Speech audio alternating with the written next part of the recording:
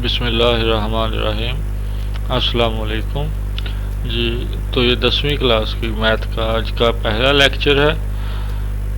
सबसे पहला चैप्टर जो आपकी किताब में है वो है दो दर्जी मुसावात या क्वाड्रेटिक इक्वेशन। तो सबसे पहले हम देखेंगे कि उसकी डेफिनेशन क्या होती है, किसे कहते हैं दो दर्जी मुसावात या क्वाड्रेटिक इक्वेशन। कोई भी ऐसी मुसावात जिसकी डिग्री, जिसकी ताकत दो हो, उसको हम क्वाड्रेटिक इक्वेशन या दो दर्जी मुसावात कहते हैं। तो यहाँ पे डेफिनेशन आपको नज़र भी आ रही है कि second degree equation in one variable is called quadratic equation. कि एक ऐसी इक्वेशन जिसके अंदर एक वेरिएबल हो, यानी कि एक्स वाई जी कोई भी एक चीज़ हो और उसकी पावर दो हो, तो ज़्यादा से ज़्यादा दो हो, तो ऐसी इक्वेशन को हम क्वाड्रेटिक इक्वेशन कहते हैं। ये दो एग्जांपल्स आपकी नज़रों के सामने होंगी। ये एक क्वाड्रेटिक इक्वेशन है, इसी तरह से ये दूसरी क्वाड्रेटिक इक्वेशन है। उसके बाद हम देखेंगे जनरल और स्टैंडर्ड फॉर्म इक्वेशन की क्या होती है, क्वाड्रेटिक इक्वेशन की जनरल फॉर्म या स्टैंडर्ड फॉर्म क्या होती है। तो जनरल और स्टैंडर्ड फॉर्म जो है वो है a x square plus b x plus c equal to zero.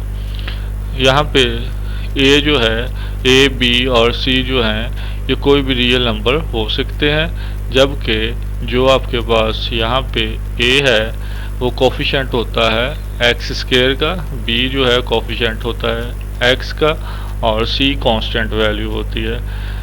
ए जो है वो किसी भी क्वाड्रेटिक इक्वेशन के अंदर ज़ीरो नहीं हो सकता, ज़ीरो के अलावा कोई भी रियल नंबर हो सकता है। अगर ये ज़ीरो हो जाएगा तो फिर इक्वेशन जो होगी वो क्वाड्रेटिक नहीं रहेगी, क्योंकि ये एक्स स्क्वायर वाला जो पोर्शन है ये सारा पोर्शन ज़ीरो हो जाएगा, क्योंकि वो ज़ीरो जो होगा एक्स स्क्वायर से मल्टीप्लाई होगा।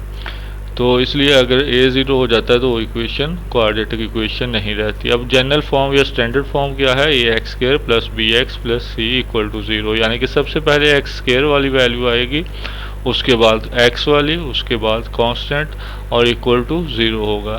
तो जो हमने ऊपर दो एग्जांपल्स देखी थी, ये पहली एग्जांपल जो है ये स्टैंडर्ड फॉर्म को शो कर रही है, जबकि जो दूसरी है ये वाली, दूसरी जो आपको नज़र आ रही है स्क्रीन पे हाईलाइट की हुई, ये जो है ये स्टैंडर्ड फॉर्म नहीं है। उसके बाद अगर हमारे पास जो b है, ये वाला कोफिशेंट x का जो कोफिशेंट है b, अगर ये ज़ीरो आ जाए तो फिर जो है हमारे पास जो क्वाड्रेटिक इक्वेशन होगी उसको हम प्योर क्वाड्रेटिक इक्वेशन कहेंगे। ये यहाँ पे if b equal to zero in quadratic equation then it is called pure quadratic equation, क्योंकि उसके अंदर फिर जो होगा ये x वाला पोर्शन ख़त्म हो जाएगा, ए एक्स स्क्वायर प्लस सी ही रह जाएगा। तो ऐसी इक्वेशन को हम प्योर क्वाड्रेटिक इक्वेशन कहते हैं। उसकी एग्जांपल ये है 4x square minus 7 equal to zero. उसके बाद हम एक्सरसाइज पे आते हैं। तो एक्सरसाइज 1.1 जो है उसका सबसे पहला क्वेश्चन आज हम सॉल्व करेंगे। सबसे पहला क्वेश्चन चूँकि इसी बारे में है, जनरल और स्टैंडर्ड फॉर्म के बारे में और प्योर क्वाड्रेटिक इक्वेशन के बारे में। पहले क्वेश्चन पढ़ते हैं। Question number 1, right the following quadratic equations in the standard form and point out pure quadratic equation. के जो नीचे क्वाड्रेटिक इक्वेशंस दी हुई हैं, दो दर्जी मुसावात दी हुई हैं, उनको स्टैंडर्ड फॉर्म में लिखें और अगर कोई प्योर क्वाड्रेटिक इक्वेशन हो तो उसके बारे में भी बताएं। तो ये सबसे पहला क्वेश्चन है आपकी बुक के अंदर, x plus 7 into x minus 3 is equal to minus 7।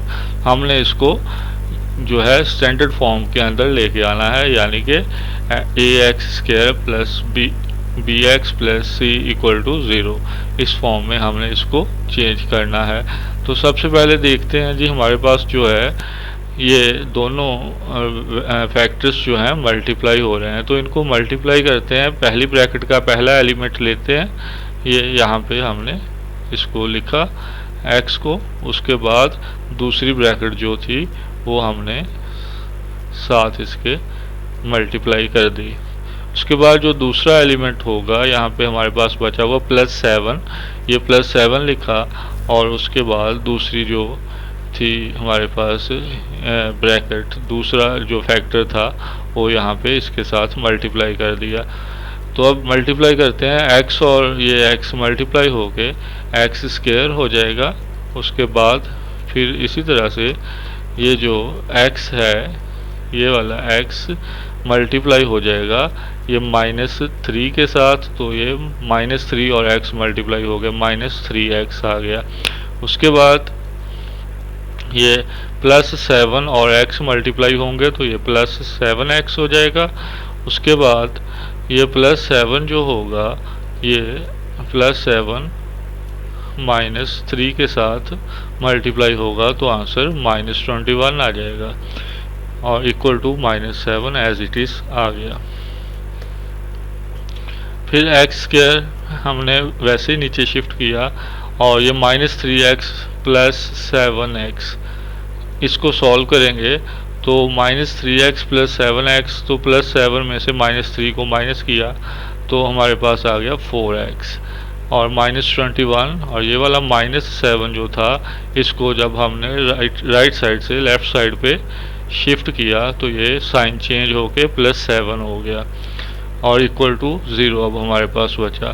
तो x स्क्वायर + 4x और -21 में से +7 जो थे हमने सॉल्व किया इसको तो आंसर हमारे पास -14 आ गया। तो ये देखें, ये जो इक्वेशन है पहले इसमें x स्क्वायर वाला पोर्शन आ गया, उसके बाद 4x और उसके बाद 14, यानी कि x स्क्वायर फिर x और फिर कांस्टेंट वैल्यू इक्वल टू 0। तो ये हमारे पास एक स्टैंडर्ड फॉर्म बन गई क्वाड्रेटिक इक्वेशन की। उसके बाद जी ये सेकंड क्वेश्चन है, इसमें देखें तो फ्रैक्शंस यूज़ हो रही हैं। जो पहला क्वेश्चन था हमारे पास उसमें फ्रैक्शंस नहीं थी, रकम सिर्फ इसमें डिनोमिनेटर्स का इस्तेमाल नहीं दिखाया गया था। तो जो क्वेश्चन नंबर 2 है इसके अंदर रकम फ्रैक्शंस में यानी कि डिनोमिनेटर्स के अंदर भी आ रही है। तो इसको देखते हैं कैसे सॉल्व करेंगे। तो ये सबसे पहले 3 और ये 7, 3 और 7 का एलसीएम लेंगे हम। तो 3 और 7 का एलसीएम लेंगे।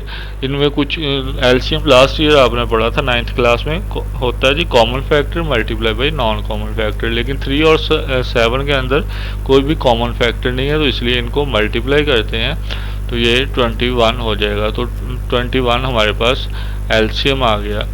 अब ये जो हमारे पास डिनोमिनेटर है पहले फैक्टर का जो कि 3 है, हम इस 3 से इस एलसीएम को डिवाइड करते हैं तो डिवाइड करने से हमारे पास आंसर आता है 7।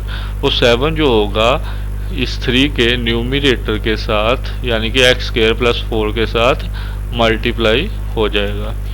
उसके बाद फिर 21 को हम इस दूसरे डिनोमिनेटर के साथ डिवाइड करेंगे तो आंसर आता है 3। ये माइनस जो है ये दरमियान वाली माइनस यहाँ पे आ गई और 7 पे डिवाइड किया तो ये 3 हुआ और न्यूमिनेटर जो था x वो साथ में मल्टीप्लाई हो गया इज इक्वल टू वैसे 1 आ गया। तो ये 7 और x स्क्वायर जो होंगे इनटू हो रहे थे आपस में, ये मल्टीप्लाई हो गए 7x स्क्वायर हो जाएगा। और उसके बाद इसी तरह से ये 7 जो है ये 7 हमारे 4 से भी मल्टीप्लाई होगा। 7 और 4 को मल्टीप्लाई जब करेंगे तो ये 28 आ जाएगा। उसके बाद ये -3 जो है वो x के साथ मल्टीप्लाई हो के -3x बन जाएगा और इज इक्वल टू 1 आ गया। ये 7x square plus 28 -3x as it is नीचे आ गया और ये 20 जो था इधर डिवाइड हो रहा था, हमने इसको राइट साइड पे शिफ्ट किया। जब राइट पे शिफ्ट करेंगे तो जो वैल्यू डिवाइड हो रही थी वो मल्टीप्लाई हो जाएगी 21, और ये 1 मल्टीप्लाई होगा यहाँ पे। तो मल्टीप्लाई होने के बाद आंसर इनका 21 आ गया। उसके बाद ये 7x² -3x प्लस 28, ये माइनस का जो 21 था, प्लस का 21 था सॉरी, वो लेफ़्ट साइड पे उसको दोबारा शिफ्ट किया तो ये हमारे पास -21 हो गया और इक्वल टू 0 बच गया। 7x² -3x और 28 में से ये 21 जब माइनस होंगे तो 7 बच जाएगा। इस तरह से देखें, ये भी आपके पास एक क्वाड्रेटिक इक्वेशन स्टैंडर्ड फॉर्म के अंदर आ गई, जिसमें x² वाला हिस्सा आया पहले सबसे, उसके बाद आपके पास x वाला आया, उसके बाद आपके पास कांस्टेंट आ गया और इक्वल टू 0 हो गया। तो ये भी एक क्वाड्रेटिक इक्वेशन बन गई। क्वेश्चन नंबर 2 के बाद हम 4 करने जा रहे हैं जी। क्वेश्चन नंबर 4 में देखते हैं, इसमें भी यहाँ पे फ्रैक्शंस आ रही हैं। तो सबसे पहले हम दो वैल्यूज़ हैं डिनोमिनेटर में, दोनों को देखेंगे कि इसमें कॉमन अगर कुछ है तो वो फिर common multiply by non common करेंगे तो हमारे पास एलसीएम बनेगा। मगर यहाँ पे कॉमन कुछ नहीं है तो दोनों फैक्टर्स को हमने मल्टीप्लाई करके लिख लिया, ये एलसीएम हो गया, जुज़ाफ़िल हो गया। और उसके बाद क्या करेंगे कि एलसीएम को डिवाइड करेंगे पहले डिनोमिनेटर के साथ। तो पहला डिनोमिनेटर है हमारे पास x-2 पे डिवाइड जब करेंगे x इंटू x-2 को, तो हमारे पास जो है ये x-2 से x-2 वाला हिस्सा कैंसिल हो जाएगा, ये वाला हिस्सा आपस में ये दोनों कैंसिल हो जाएंगे। पीछे x जो है वो फालतू बचेगा, वो x जो है इसके न्यूमरेटर के साथ मल्टीप्लाई हो जाएगा। तो इस तरह से ये बन जाएगा x इंटू x प्लस 4, ये डिनोमिनेटर यहाँ पे साथ आ गया, मल्टीप्लाई हो गया। उसके बाद हम इसी एलसीएम को जो है दूसरे डिनोमिनेटर के साथ डिवाइड करते हैं। तो ये डिवाइड करने से जो है ये x से सिर्फ ये वाला x कैंसिल होगा, बाकी x-2 बच जाएगा, ये न्यूमरेटर में जाके न्यूमरेटर के साथ मल्टीप्लाई हो जाएगा। तो ये x-2 एक यहाँ से बचा हमारे पास एलसीएम का, दूसरा यहाँ पे x-2 न्यूमरेटर में था, तो ये दोनों आ गए यहाँ पे। चाहे तो इसको होल स्क्वायर में भी लिख सकते हैं कि दोनों वैल्यूज़ एक जैसी हैं और मल्टीप्लाई हो रही हैं। उसके बाद ये 4 का डिनोमिनेटर 1 है, इसलिए पूरा एलसीएम ही मल्टीप्लाई हो जाएगा 4 के साथ।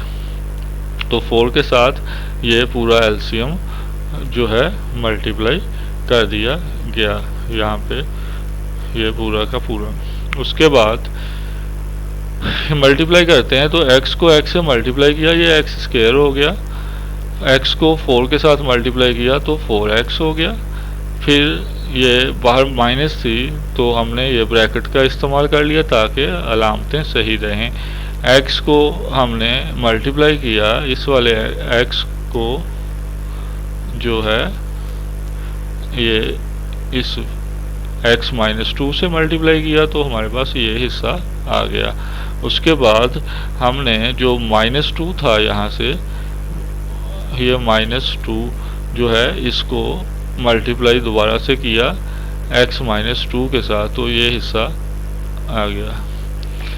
उसके बाद ये 4x जो है ये मल्टीप्लाई होगा x के साथ तो 4x² हो जाएगा, और 4x जो है बाद में मल्टीप्लाई होगा इस -2 के साथ, तो ये जो है 4 टाइम्स 8 हो गया, और ये x साथ यहाँ से 4x वाला x भी साथ आ गया।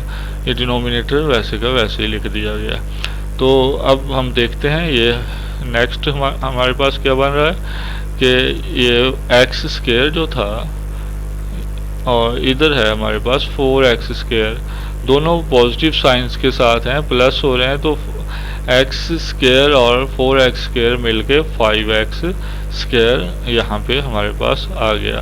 उसके बाद ये प्लस 4x और इधर है हमारे पास -4x -8x, तो -8x प्लस 4x सॉल्व करने से -4x उसका आंसर हमारे पास आ गया। उसके बाद ये जो है ब्रैकेट वाली रकम को सॉल्व किया, x और x मल्टीप्लाई हुए तो x स्क्वायर आया। उसके बाद ये x जो है ये 2 के साथ मल्टीप्लाई -2 के साथ होगा तो -2x आ जाएगा। उसके बाद -2 ये वाला इस x के साथ मल्टीप्लाई हुआ तो ये -2x आ गया।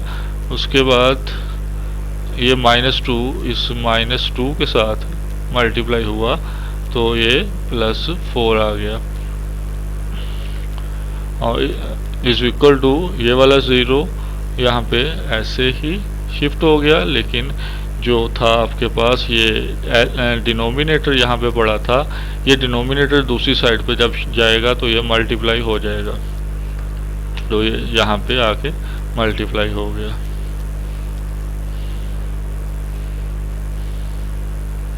ये उसके बाद ये 5x स्क्वायर ऐसे नीचे शिफ्ट हुआ, -4x वैसे शिफ्ट हुआ, ये x स्क्वायर ऐसे ही आ गया, -2x एंड -2x ये वाला हिस्सा जो है ये इकट्ठा हुआ सॉल्व होके तो -4x हो गया, और बाकी वैसे का वैसे शिफ्ट हुआ।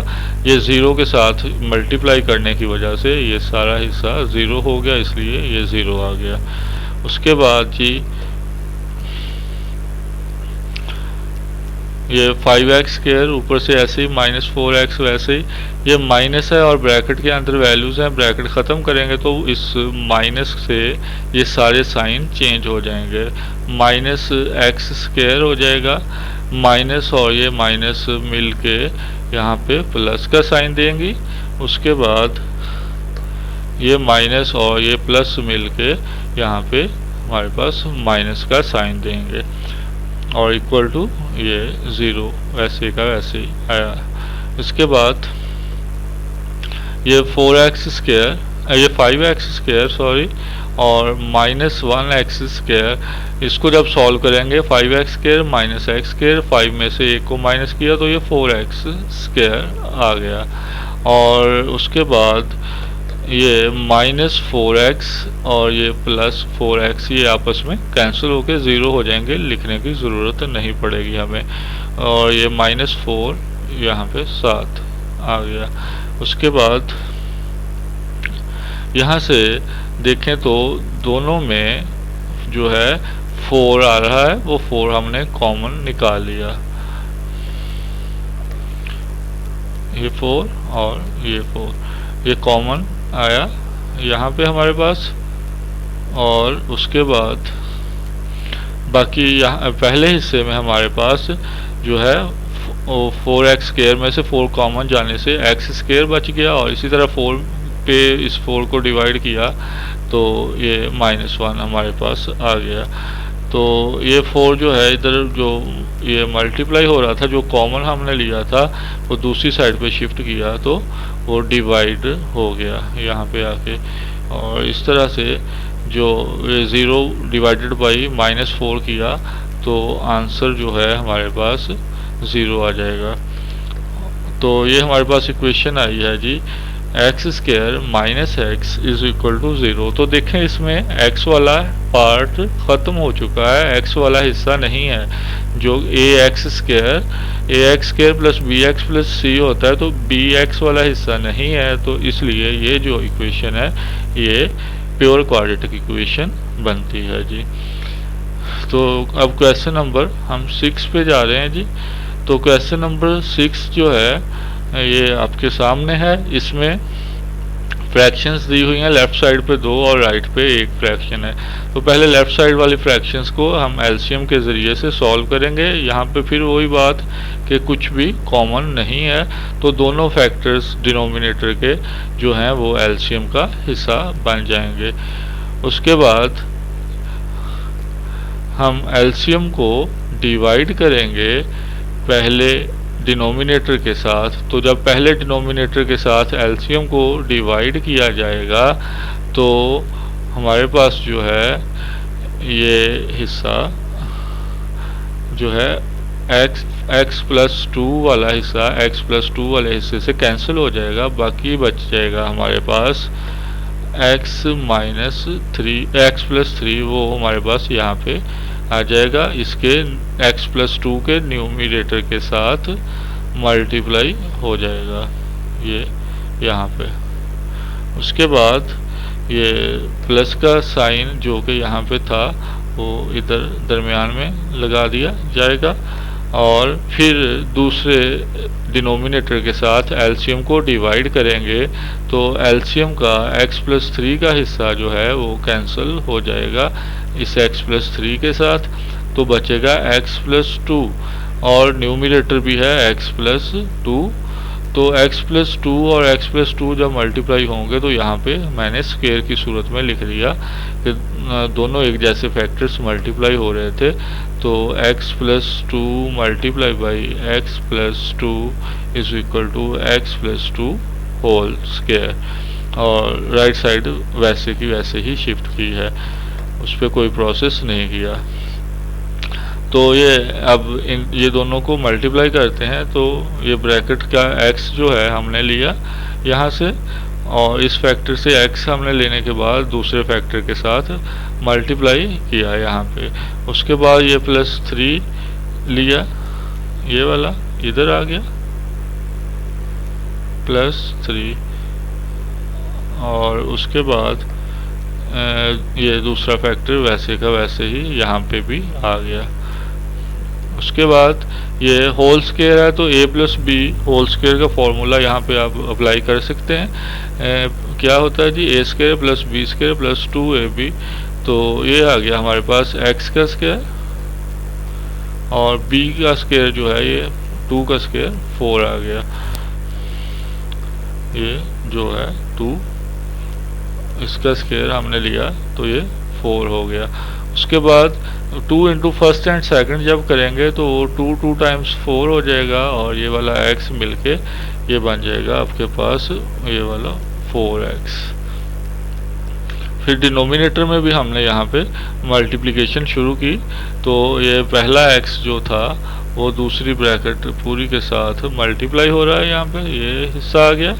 उसके बाद ये प्लस 2 जो था ये प्लस 2 आया और ये प्लस 2 जो है वो भी मल्टीप्लाई हो रहा है x प्लस 3 के साथ यहाँ पे, और इसके बाद ये राइट साइड वैसे ही हमने लिख दी, ये x और x मल्टीप्लाई होके x स्क्वायर आ गया, x और 1 मल्टीप्लाई हुआ तो ये x आ गया, फिर 3 और x मल्टीप्लाई होके 3x हो जाएगा, 3 और ये वाला 1 जो है मल्टीप्लाई हो गए जो है हमारे पास 3 आ जाएगा, 3 1 टाइम्स 3, और फिर ये ब्रैकेट प्लस है तो ब्रैकेट खोलने से कोई भी अलामत पे फ़र्क नहीं आएगा, ऐसे की ऐसे ही नीचे आ जाएंगी।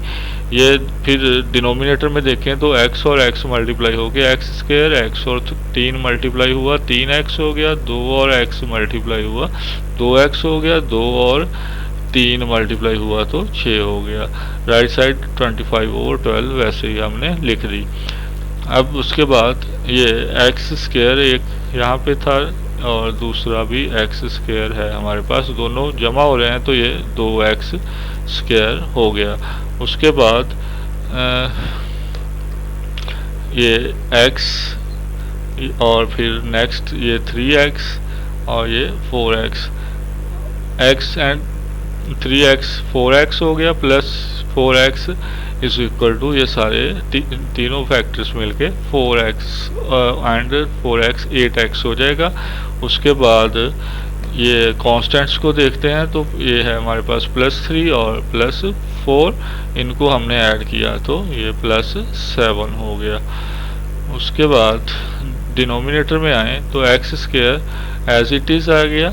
उसके बाद ये 3x प्लस 2x मिलके हमारे पास हो गए 5x और 6 वैसे ही आ गया, अकेला था 25 ओवर 12। जी, इसके बाद दोनों साइड पे हमारे पास एक एक फ्रैक्शन है। इस फ्रैक्शन को ख़त्म करने के लिए क्या करेंगे, क्रॉस मल्टीप्लिकेशन की जाएगी। ये 12 जो है इधर डिनोमिनेटर में है, इसको हमने राइट साइड लेफ्ट साइड पे शिफ्ट किया तो ये न्यूमिनेटर में आके इस जो था न्यूमिनेटर का राइट साइड का लेफ्ट साइड का जो न्यूमिनेटर था उसके साथ मल्टीप्लाई हो जाएगा। और इसी तरह से ये जो लेफ़्ट साइड का डिनोमिनेटर है इसको जब हम राइट पे शिफ्ट करेंगे तो ये भी राइट साइड के न्यूमिनेटर से मल्टीप्लाई हो जाएगा। तो ये मल्टीप्लाई अब किया तो 12 और 2 मल्टीप्लाई होकर 24 और ये एक्स स्क्वायर ऐसे ही रह गया। फिर इसी तरह से ये 12 जो है 8x के साथ मल्टीप्लाई होगा तो 96 हो जाएंगे। 12 8 टाइम्स 96 हो गया। उसके बाद इस वही 12 जो है ये वाला 12 ये आपके पास 7 से मल्टीप्लाई होगा तो ये 84 हो जाएगा। फिर ये 25 जो है ये एक्स स्क्वायर से मल्टीप्लाई हुआ 25x स्क्वायर। फिर 25 को 5 से मल्टीप्लाई करेंगे तो ये 125x हो जाएगा। फिर इसी तरह से 25 ये वाला जो है आपके पास ये मल्टीप्लाई हो जाएगा इस 6 के साथ तो ये 150 बन जाएगा।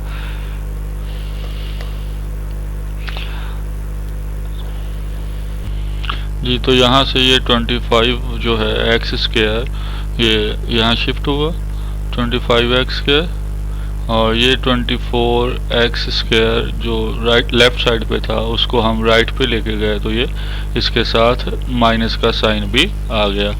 उसके बाद ये 125x और माइनस ये हो गया 96x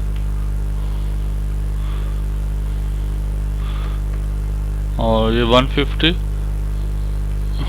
और ये 84 राइट साइड पे शिफ्ट किया तो ये माइनस का 84 हो गया।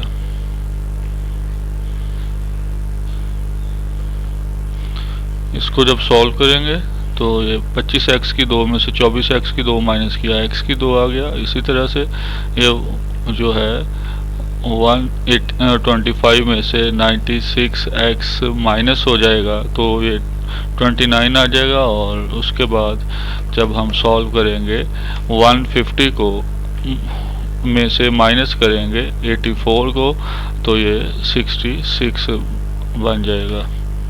इस तरह से ये आपकी इक्वेशन जो है एक स्टैंडर्ड फॉर्म में आ गई है। एक्स स्क्वायर आ गया फिर एक्स आया और उसके बाद जो है आपके पास कांस्टेंट आ गया। और इसके बाद 2 क्वेश्चन इनमें से हमने छोड़े हैं, वो 2 क्वेश्चन आपके लिए असाइनमेंट है, आप उनको सॉल्व करने की कोशिश करें। ये दोनों क्वेश्चन मैंने सॉल्व नहीं किए, बुक में 3rd और 5th पार्ट जो था। और अगर कोई मसला हो तो आप दोबारा से पूछ सकते हैं।